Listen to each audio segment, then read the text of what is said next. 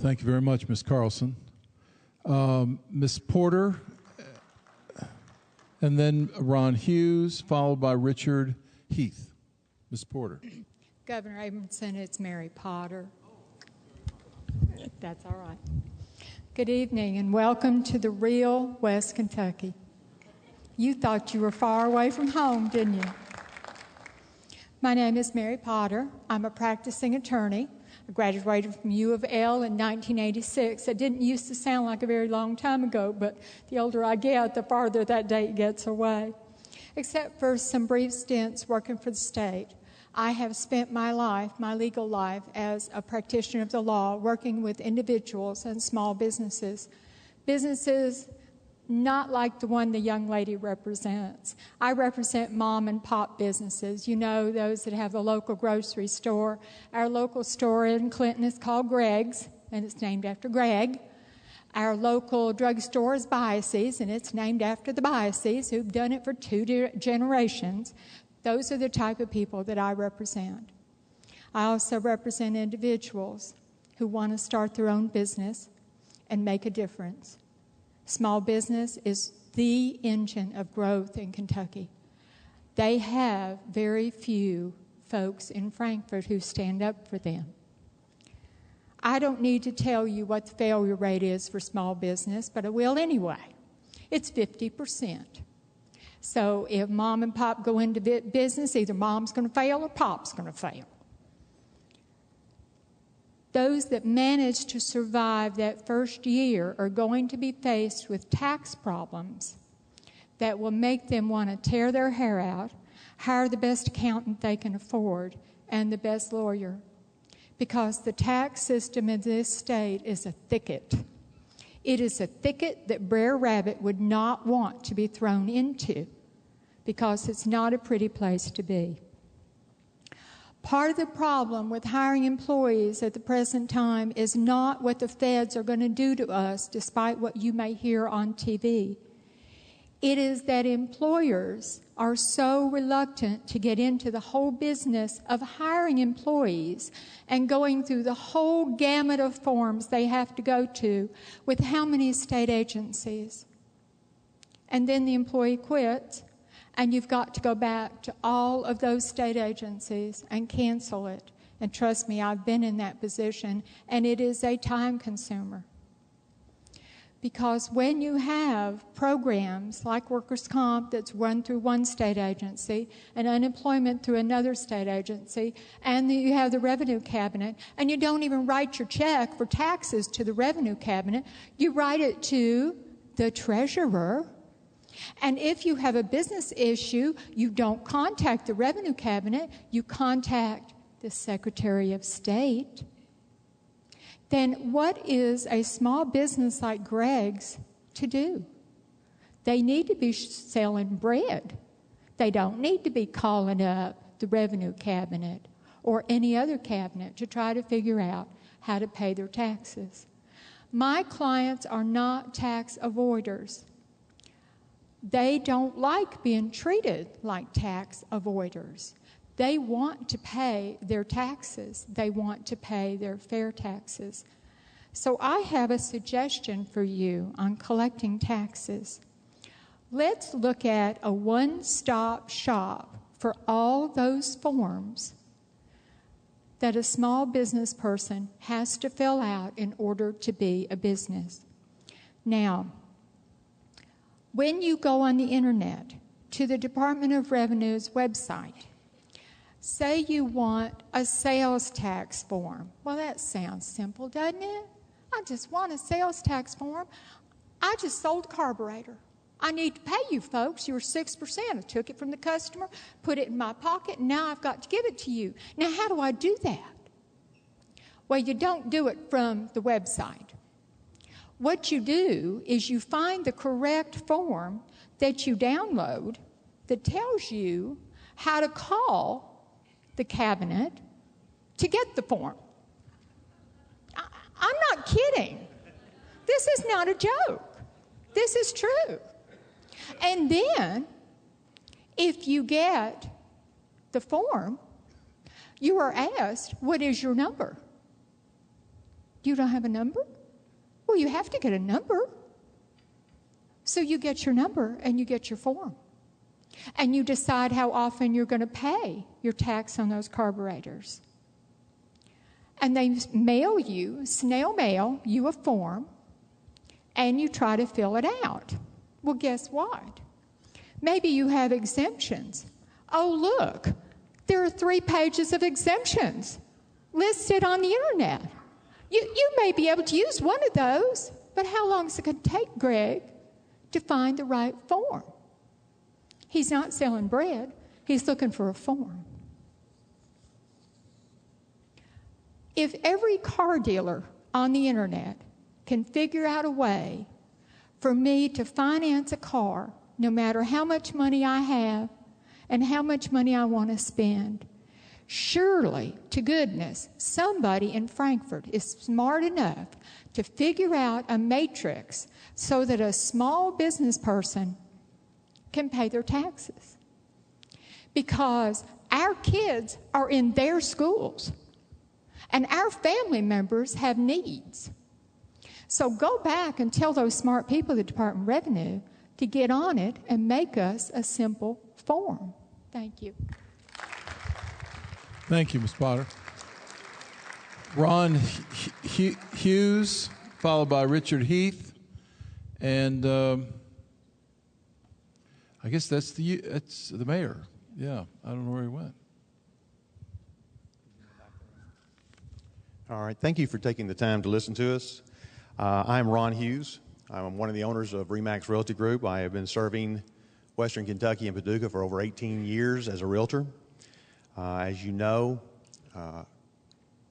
housing is an essential to the quality of life, and home ownership is the cornerstone of the American dream.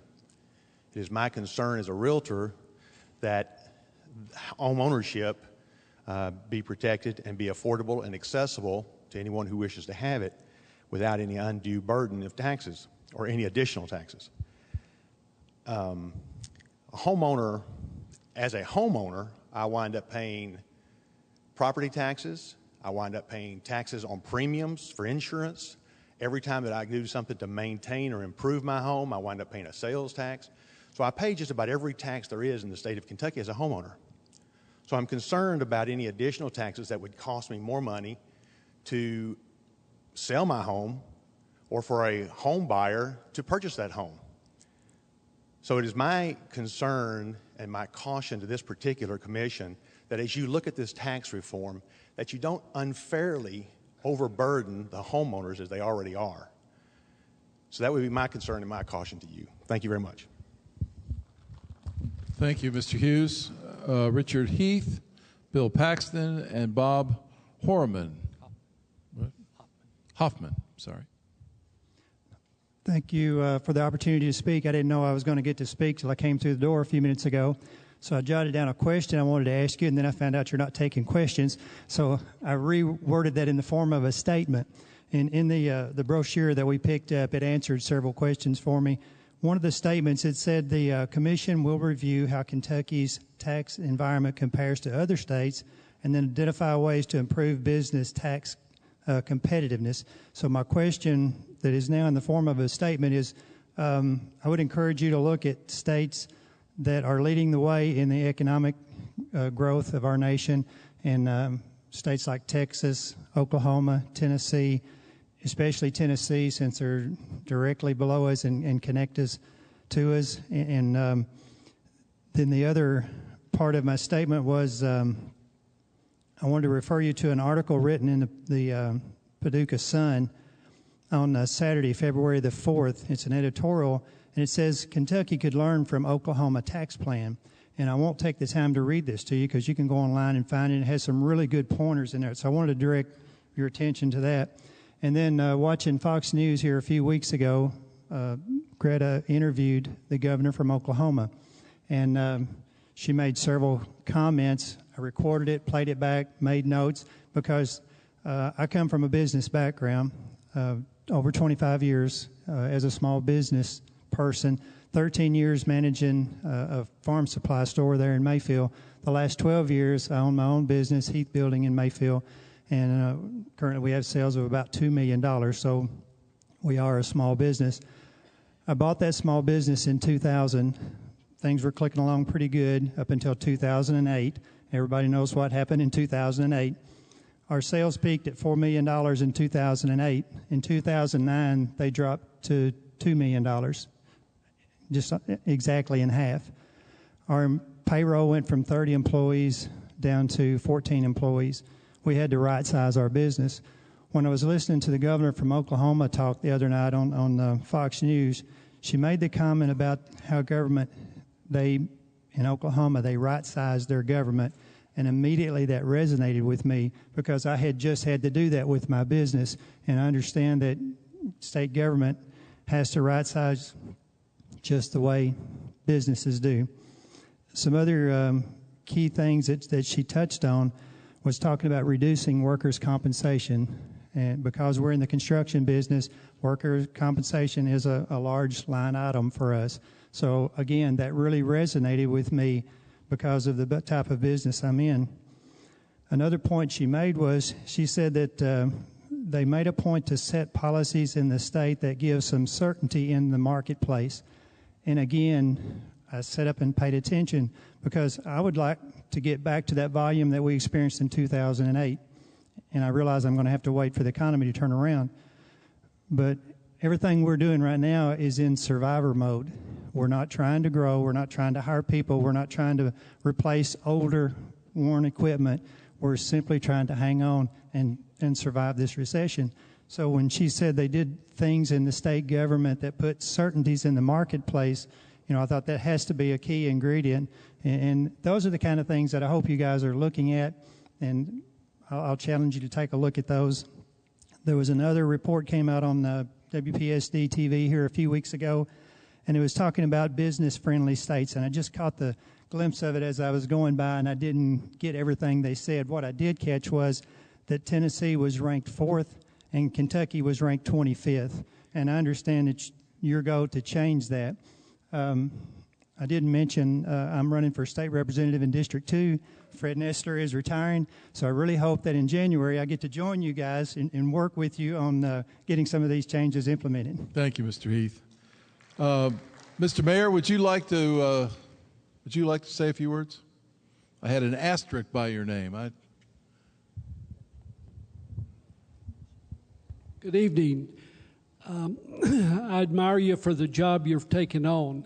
I had great hope under the Fletcher administration when he undertook tax modernization, and it did not happen, so I hope you all have luck. I'm here speaking on behalf of my hat as president of the Kentucky League of Cities and also as mayor of the city of Paducah. Cities desperately need more sources, more home rule on how to create revenue. I'll give you some examples in that you have some cities out there that have a restaurant tax. You have some cities in the state that aren't allowed to have a restaurant tax. It needs to be consistent, and the cities ought to be able to control their own destiny. We have a tax that creates revenue for our 911 services. Well, guess what? Most of that tax is on the home phone lines. It's not on cell phones. And that's where all the growth is, on the cell phones. So we need some help on funding 911. There are cities out there there are states out there that share their sales tax with cities, and it's a tremendous help. I urge you to look at that. So I urge you to help cities. They're hurting now. They have federal unfunded mandates on them. They have state unfunded mandates, and we desperately need to make the decisions that we need in order to run our cities. We will be sending you a packet on my comments more in detail, but I urge all of you to try to help cities in this difficult time. Thank you. Thank you, Mr. Mayor, and it's great to be in your community as always. Bill Harmon, I'm sorry, followed by Randy Green.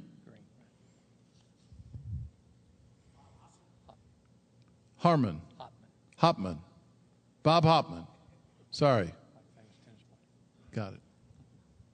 As in Bob Hop Pasta House. Bob Hopman, I run a pasta house company restaurant.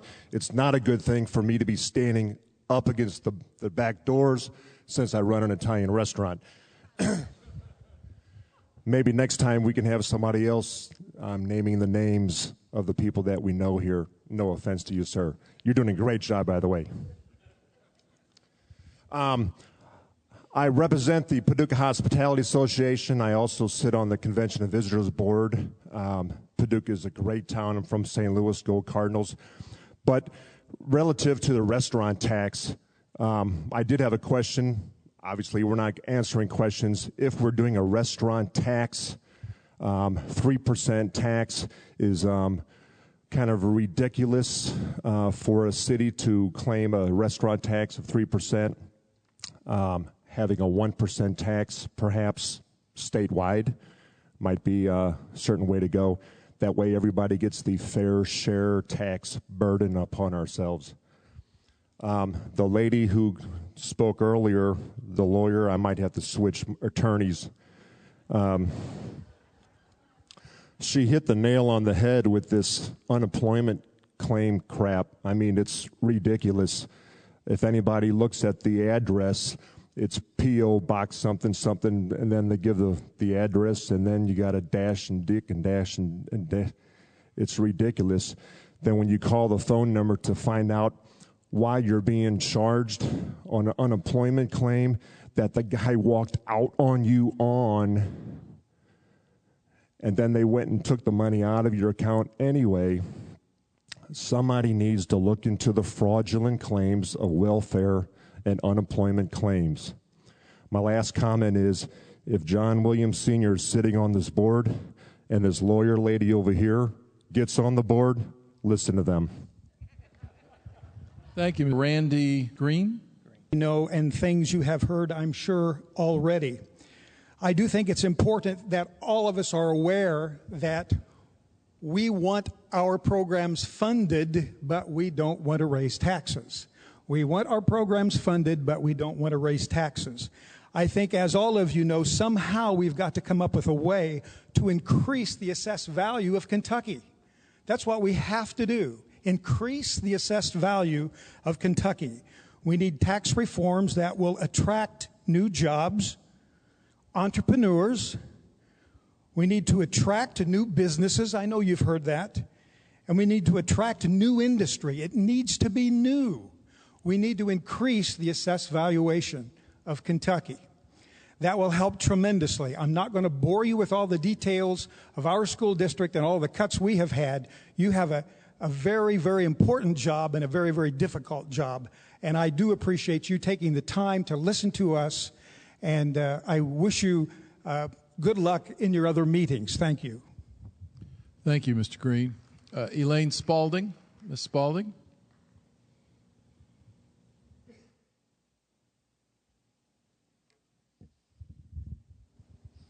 Thank you, members of the Tax Commission. We're glad to have you here in our community, and I brought a copy of the Chamber's business overview for the Tax Commission members. It has CSI's corporate headquarters on the cover, and we're very fortunate to have them headquartered here in Paducah, as well as so many other wonderful small and medium-sized businesses. And the community has a very healthy and vibrant business community. We are very lucky to be located in this part of the state. Our river industry is very healthy. They're going to be sending you some specific recommendations from the river industry that you will receive.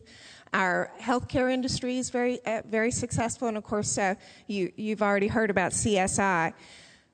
One of the areas that concerns us, and Governor Beshear and Secretary Lynn Peters were very helpful in getting a one-year extension on our USEC plan.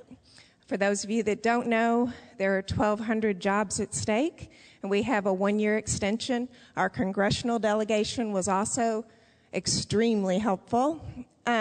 But our community, our region, our state will probably be dealing with this a year from now. So they're a major employer in the region. We're very concerned about how that will affect our economy. We would ask you to do no harm to the business community as you go through your process here. We certainly support the focus on education and economic development, particularly programs that help entrepreneurial startups like CSI was over, is it 50 years almost now, John? 47. I knew it was getting close to 50. That they've been headquartered in our community, and that entrepreneurial start to really help those homegrown businesses get going in our region. I'm sure you're familiar with the Kentucky Chamber's leaky bucket philosophy, and we support that. Our business leaders support that. Improving Kentucky's competitiveness relative to other states is key to building an economy that will produce more tax revenue to fund needed programs like education and economic development. And I'm sure you're aware, state funding has grown faster on average than the state's economy over the past 20 years. So again, plugging those holes in the leaky bucket we think is the answer, not more spending or more taxes, particularly on the business community. So again, we would just encourage you to do no harm to particularly our local business community, and we thank you for your service on this tax commission. Thank you. Thank you, Ms. Spalding. Has anyone come in since we signed up that would like to speak? We have a little bit of time.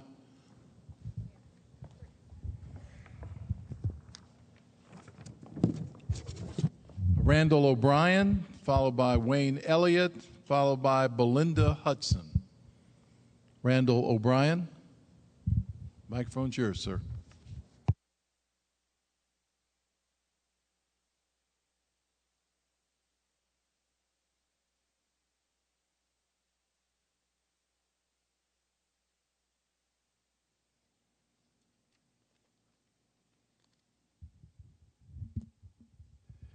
Just want to make a few remarks. I'm Randall O'Brien. I'm from Grand Rivers. Nice little community up here on the lake. Sure you're all familiar with it. But we have a pretty progressive community up there. I served as city administrator for about 11 years and run the utility system there. We're pretty good shape in that respect. But I'd just like to say a few words about the tax reform. Our system of taxation does need revision. I don't think anybody disagrees with that. We must adjust our tax code. It is the right thing to do. Make it more individual friendly and more business friendly. I'd like to urge you to do that. Some increases, some decreases. Our neighbor to the south must be doing something right.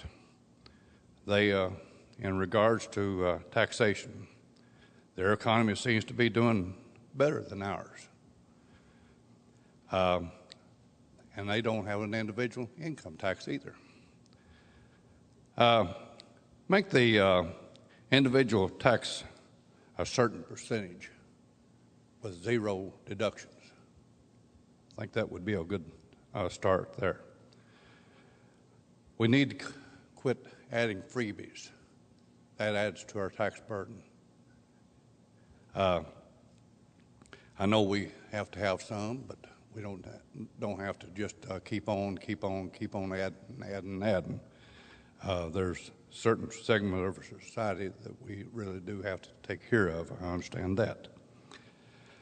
Our corporate and business tax code should be geared to building our economy.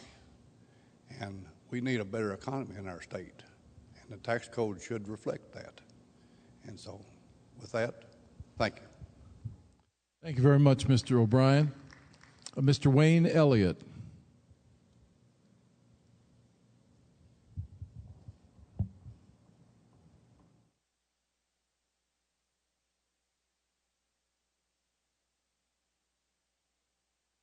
Good evening.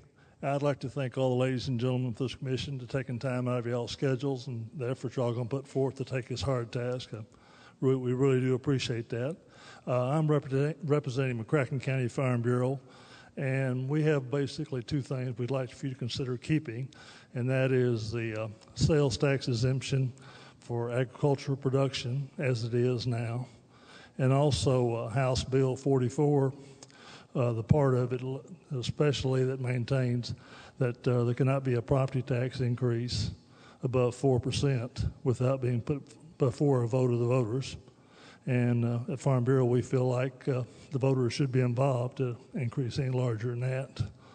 And thank you for allowing me to speak. Thank you, Mr. Elliott. Go right ahead. At McCracken County Farm Bureau, we do urge support for all the help that you guys can give education.